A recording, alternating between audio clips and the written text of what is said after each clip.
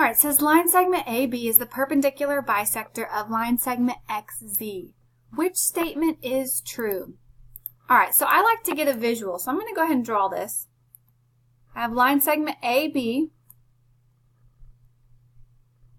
and that is the perpendicular bisector of XZ.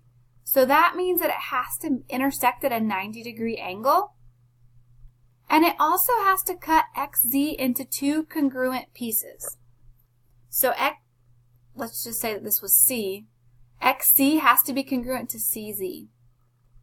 All right, so let's look at our options. We have XZ is equal to AB.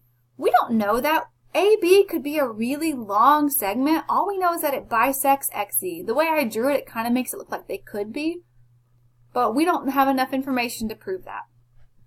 All right, XB, which is right here, is equal to XZ. That is not going to be true either. We don't have enough information to say that. And then we have angle ABZ. Let me highlight that. ABZ, that purple angle, is congruent to, or not congruent, I'm sorry, equal to angle ABX.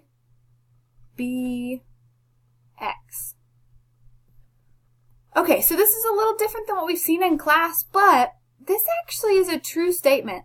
Because if you think about this, the opening of an angle determines the length of the side on the opposite side.